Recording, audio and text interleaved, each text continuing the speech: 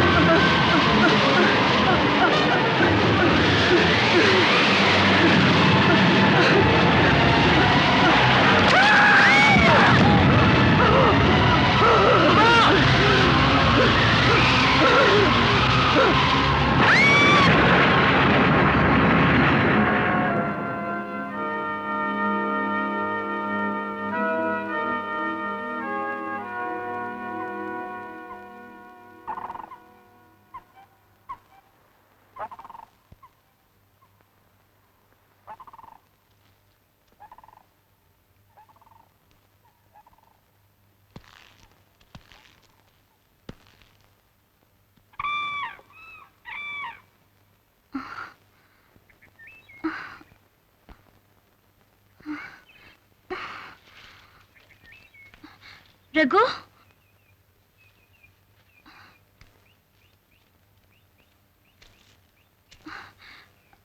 ரகு,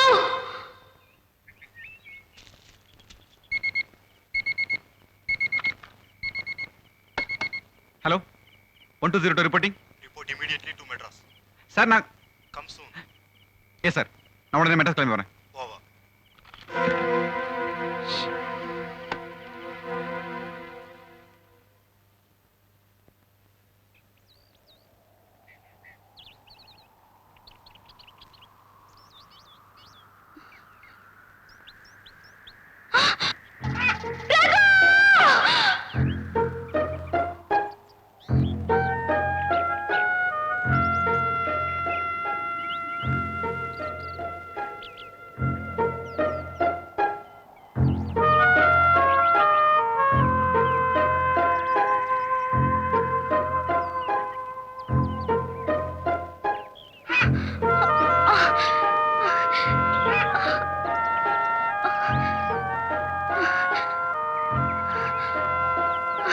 ரகு, ரகு, ரகு,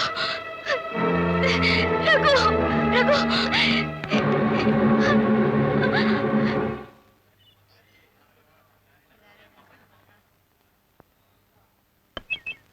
ஏ சாமி, பௌர்ணமி அன்னைக்கு இன்னும் விசேஷ பூஜைகள் ஏதாவது இருக்கா?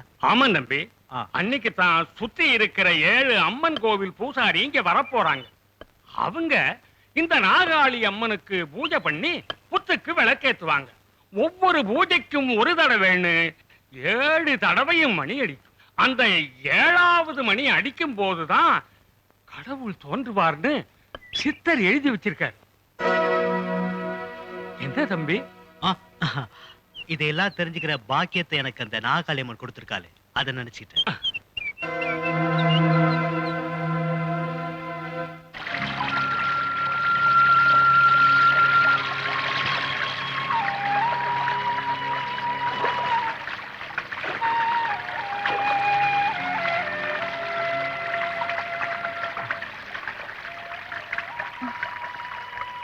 பத்மா, நான் குணமாயிட்டேன்னு நினைக்கிறேன்.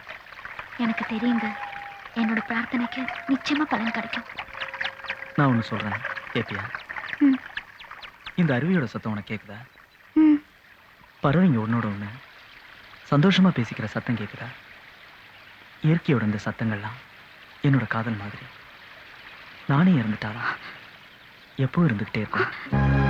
அப்படிலாம் சொல்லாதீங்க. பயப்படாத, நான் சாக மாட்டேன். அப்படியே செத்துட்டாலும் உயிரோடவே இருப்பேன். ஆமா பத்மா, நான் உனக்குள்ள இருப்பேன். அதோ தெரியுதே அந்த தொடுவானம். ஒவ்வொரு ராத்திரியும் ஒரு நட்சத்திரம் தெரியும். அந்த நட்சத்திரத்திலையும் இருப்பேன். நீ தினமும் என்னை பார்க்கலாம், என் கூட பேசலாம். எனக்கு ரொம்ப சந்தோஷமா இருக்கும். நீ அங்க வந்ததுக்கு அப்புறம் நானும் நீயும் அந்த வானத்துல ஜொலிச்சுக்கிட்டே இருப்போம். அழாத.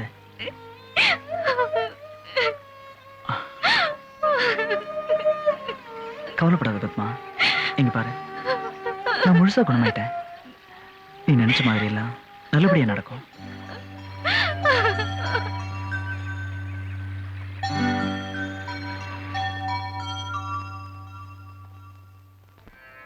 வாராயோ உனக்கே சரணாங்களே,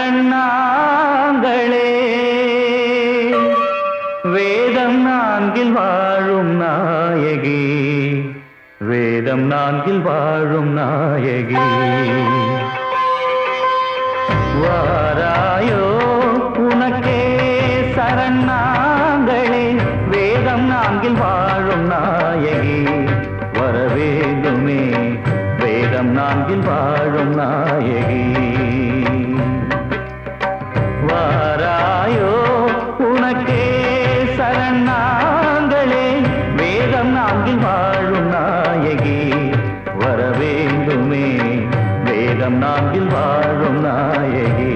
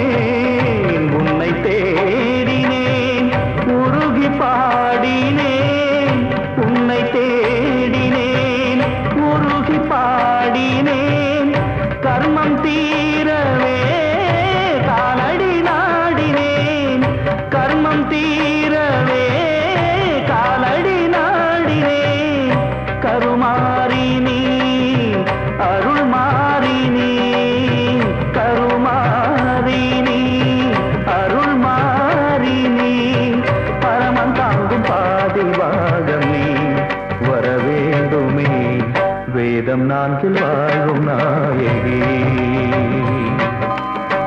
வாராயோ உனக்கே சரணாங்களே, வேதம் நான்கில் வாழும் நாயகி, வரவேண்டுமே வேதம் நான்கில் வாழும் நாயகி. வாராயோ உனக்கே சரணா வேதம் நான்கில் வாழும் வாராயோ வாராயோ.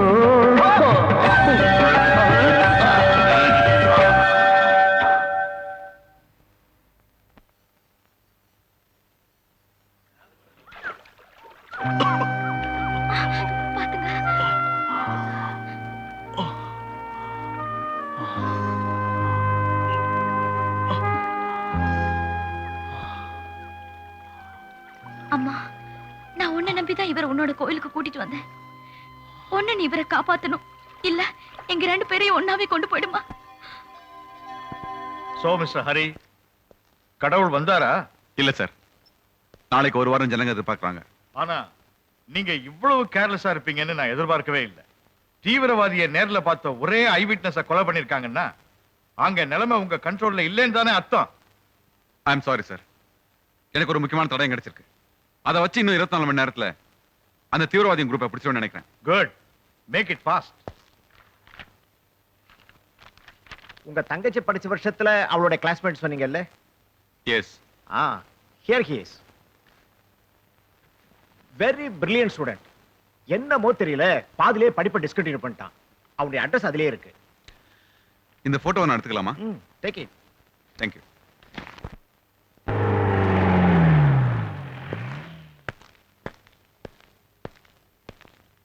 இந்த போட்டோ இருக்க ஆள தெரியுமா? தெரியும் சார், சரவணன் பக்கத்து வீட்டுல தான் குடியிருந்தாரு. இப்ப எங்க இருக்காருன்னு தெரியுமா? அது தெரியாது சார். ஆனா பாவம் சார் அந்த பையன். ஏன்? அவன் உயிர்க்குயிரா நினைச்சிட்டு இருந்த அக்கா புருஷனை அநியாயமா அடிச்சே கொண்டுட்டாங்க பெரிய இடத்த ஆளுங்களுடைய ரவுடி பசங்க. ஓஹோ, இத பத்தி ஒரு போலீஸ்ல கம்ப்ளைண்ட் கொடுக்கலையா? ஏழைப்பாழுங்க கொடுக்குற ரிப்போர்ட் ஏது சார் உங்க போலீஸ் டிபார்ட்மெண்ட்ல? நீ எலெக்ஷன்ல நிக்க போறியா? இல்ல சார். அப்ப சரவணனை பத்தி மட்டும் சொல்லு. அவரை பத்தி வேற எதுவும் தெரியாது சார். புருஷன் செத்த அதிர்ச்சியில அவங்க அக்காவுக்கு மூளை குழம்பி போய் பைத்தியகார ஆஸ்பத்திரியில இருக்கிறாங்க. ஒரு பெரிய அதிர்ச்சியில பாதிக்கப்பட்ட இவங்க மனசுல பதிஞ்சிருக்கிறது தம்பி சரவணன் இந்த 2 வார்த்தைங்க தான். நீங்க போட்டோல காமிக்கல சரவணன், அவரு அக்கா பேர் உயிரே வச்சிருக்கிறார். மாசத்துக்கு ஒரு தடவை இங்க வந்து அக்கா பக்கத்துல உட்கார்ந்துகிட்டு அழுதுகிட்டு இருப்பாரு.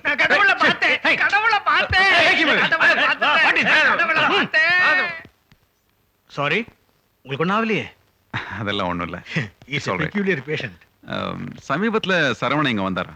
எஸ், 10 நாளைக்கு முன்னாடி வந்திருந்தாரு. அன்னைக்குன்னு பார்த்து லிஃப்ட் ஒர்க் பண்ணல. அக்காவத்தை கையாலே தூக்கிக்கிட்டு 3வது மாடிக்கு வந்தாரு. ஓ, சரவணனுக்கு ஒரு கால் ஊனம் இல்ல? கால் ஊனமா? இல்லையே. He is as strong as a sportsman. Oh, please come in. இவங்க தான். அம்மா, சரவணன் வந்திருக்காரம்மா. தம்பி சரவணா, சரவணா,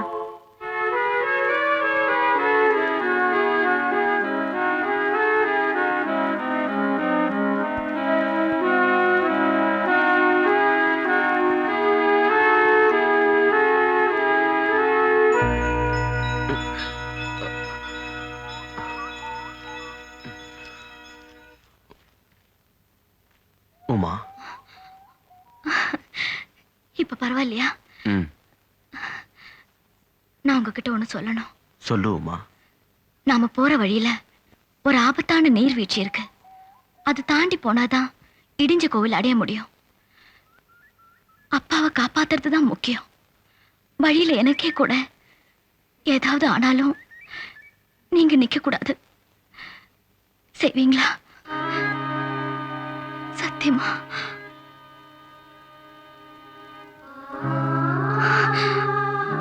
உமா, நான் ஒண்ணு கேட்கட்டுமா? எனக்காக காத்திருன்னு குகையம்மா சொன்னாங்களே, ஒருவேளை நான் வராம இருந்தா என்ன செஞ்சிருப்பேன்? காலம் பூரா உங்களுக்காக காத்திருந்து பார்த்துட்டு அந்த நினைப்பிலே செத்து போயிருப்பேன். உமா, உமா, உங்களை என்னோட சேர்த்து வச்சதே அந்த நாககாளி அம்மன் தானே நான் மனப்பூர்வமா நம்புறேன். சித்தரோட கோயிலுக்கு உண்மையிலே சக்தி இருக்கு. சக்தி இருந்தா அந்த கோயில் ஏன் வெடிச்சு செதற போகுது? என்ன சொல்றீங்க சரவணன்? உன்னோட உயிருக்கு ஆபத்துங்கிறப்போ என்னால உண்மையை சொல்லாம இருக்க முடியல. அந்த கோயிலுக்கு பாம்பு வைக்க வந்த தீவிரவாதியே நான் தான். ஆமா திவ்யா, ஆனா எத்தனையோ அயோக்கியங்களை அழிச்ச இந்த தீவிரவாதியோட மனசுல இருந்து உன்னை அழிக்கிற சக்தி மட்டும் இல்லாம போச்சு. இப்போ எங்க ஏக்கத்தை சேர்ந்தவங்களுக்கு நம்மளை பத்தின விஷயம் தெரிஞ்சு போச்சு. என்னோட உண்மையான பேர் தெரிஞ்ச உன்னை இனிமே உயிரோட விட்டு வைக்க மாட்டாங்க. அதனாலதான் சொல்றேன், நீ இந்த ஊரை விட்டே போயிடு. தப்பா சொல்றீங்க சரவணன். நாம இந்த ஊரை விட்டு போவோங்கிறது தான் சரி. திவ்யா, என் மேல நீங்க வச்சிருக்கிற அன்பு ஒண்ணுதான் உங்களை தப்பான வழியில இருந்து காப்பாத்த போற ஒரே சக்தி. என் உயிரே போனாலும் நான் உங்களை விட்டு பிரிய மாட்டேன். நீ சொன்னதுல பாதிதாம்மா கரெக்ட். உன்னோட உயிர் போறது உண்மை. ஆனா சரவணாவும் நீயும் பிரிய மாட்டீங்கன்னு சொன்ன பாரு, அதான் தப்பு. விகாஸ், வேண்டாம் விகாஸ். என்னடா வேண்டாம்? ஆயிரக்கணக்கான ஏழைங்க வாழ்றதுக்கு ஆரம்பிச்ச நம்ம ஏக்கம் அல்ப ஒரு பொண்ணால அழிஞ்சிட கூடாது. அவ அழியறது தான் நியாயம்.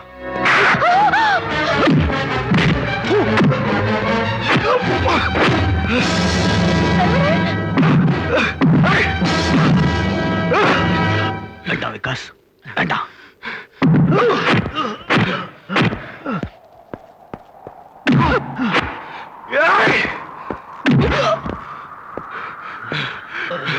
சரவணா, கதற கதற உங்க அக்கா புருஷனை அடிச்சுக்கொண்டாங்களே, அது மறந்துட்டியாடா?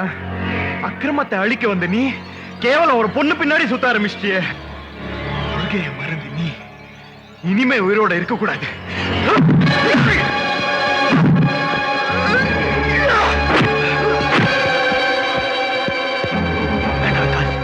கொள்கைங்கிற பேர்ல முட்டாள்தனம் நடந்துக்காது. என்ன மிருகமாக்கிறாங்க.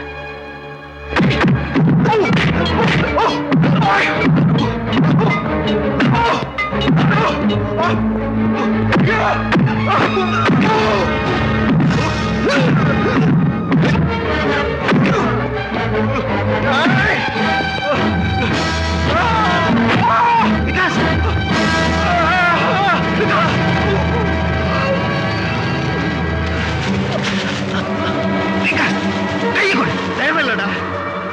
என்னோட சாவாவது நம்ம கொள்கைய உனக்கு ஞாபகப்படுத்தணும். வேண்டாம் விகாஸ், மேல வந்து விகாஸ், உண்மையில சத்தியமா சொல்றேன், நம்ம இயக்கத்தோட கொள்கையை நான் கண்டிப்பா நிறைவேற்றுவேன். கையை கொடு. கொடு. விகாஸ், விகாஸ், கையை கொடு. வா. விகாஸ், விகாஸ், விகாஸ், கை கை கொடு. கொடு.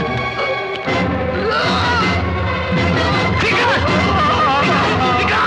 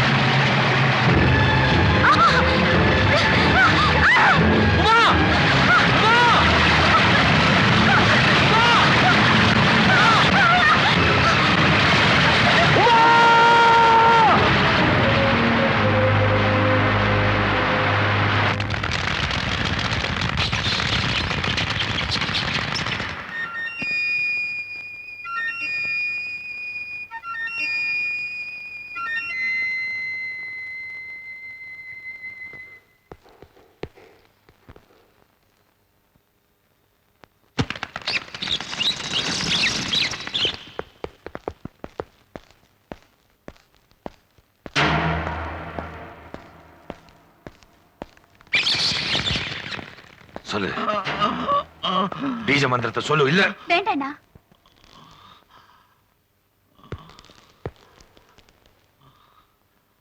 சித்தரோட ரத்தம் வெளியே வந்தா பீஜ மந்திரம் கிடைக்காது.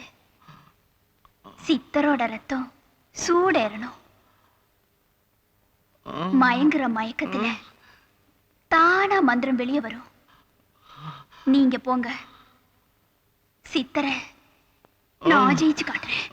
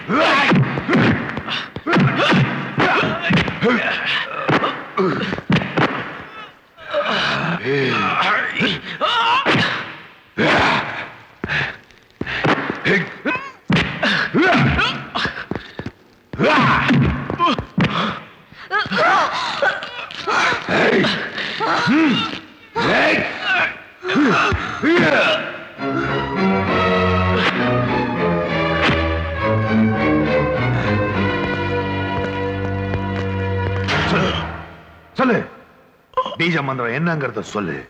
இன்னைக்கு கோயில் அடிக்க போற 7வது மணிதான் உனக்கு அடிக்க போற கடைசி மணி. சொல்லல இந்த ஜென்மத்துல நான் உன்னை முக்தி அடைய விட மாட்டேன். இங்க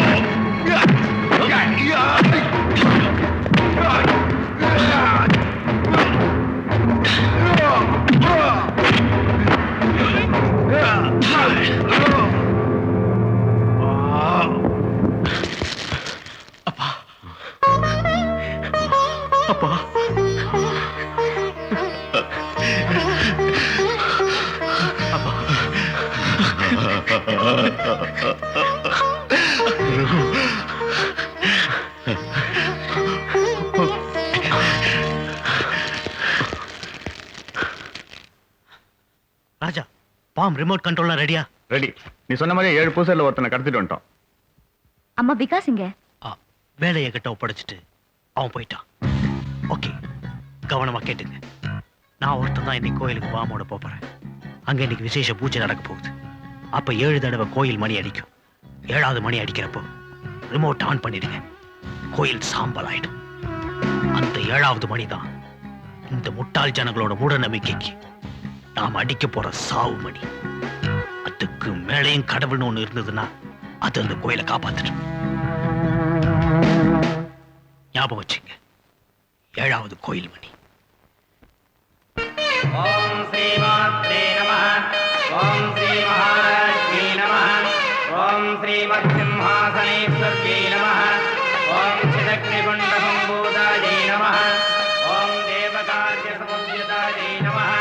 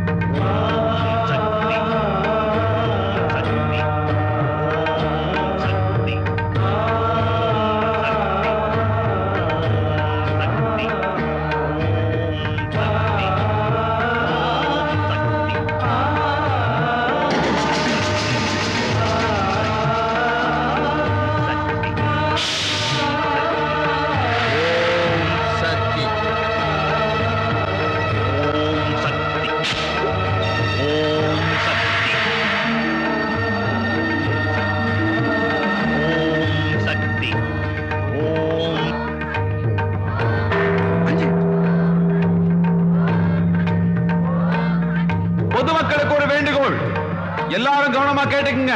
இந்த கோயில்ல யாரோ வெடிகுண்டு வச்சிருக்காங்க. அதனால கோவிலை விட்டு தள்ளி எல்லாரும் பாதுகாப்பான இடத்துக்கு போயிடுங்க.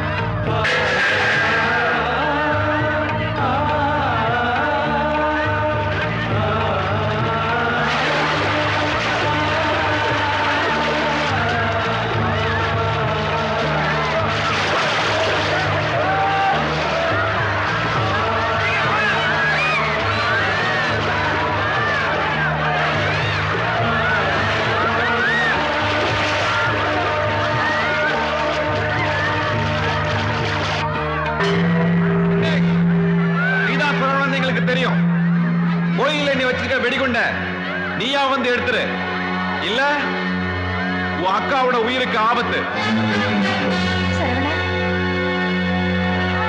தம்பி,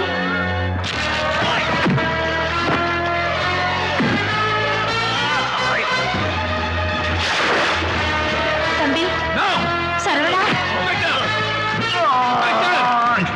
அவனை வரவிடுங்க, விட்டுருங்க. சரவணா,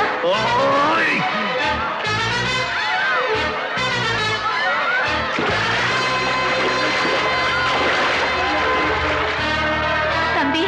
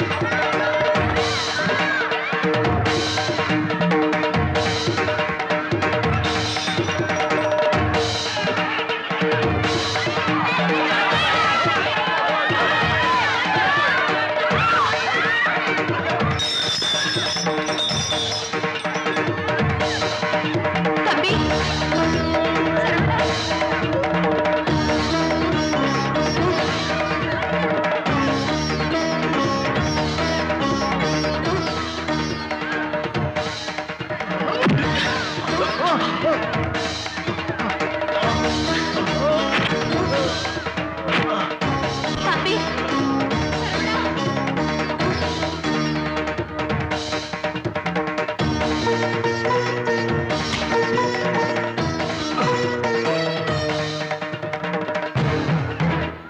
சரவணா.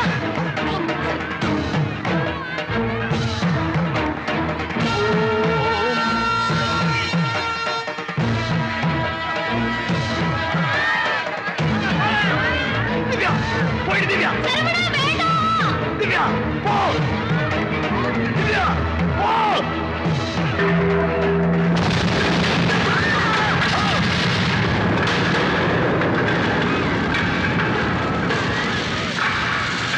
ராஜகோபால் கூட்டிட்டு போங்க.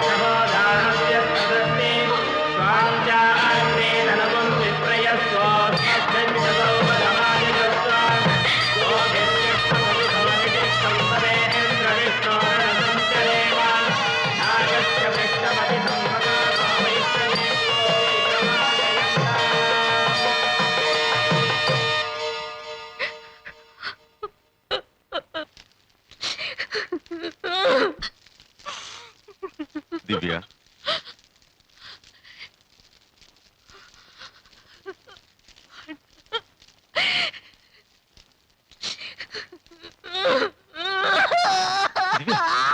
திவ்யா திவ்யா என்னாச்சு உனக்கு? திவ்யா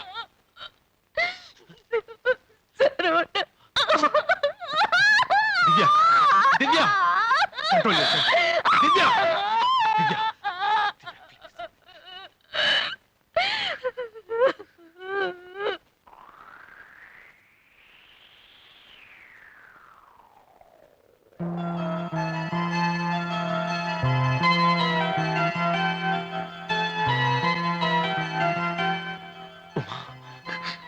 மறுபடியும் உன்னை பாப்பேன்னு நான் நினைக்கவே இல்லை. தேவ என்ன படிச்சதே உங்களோட வாழறதுக்காக தான். அப்புறம் நான் எப்படி உங்களை விட்டு பிரிவேன்?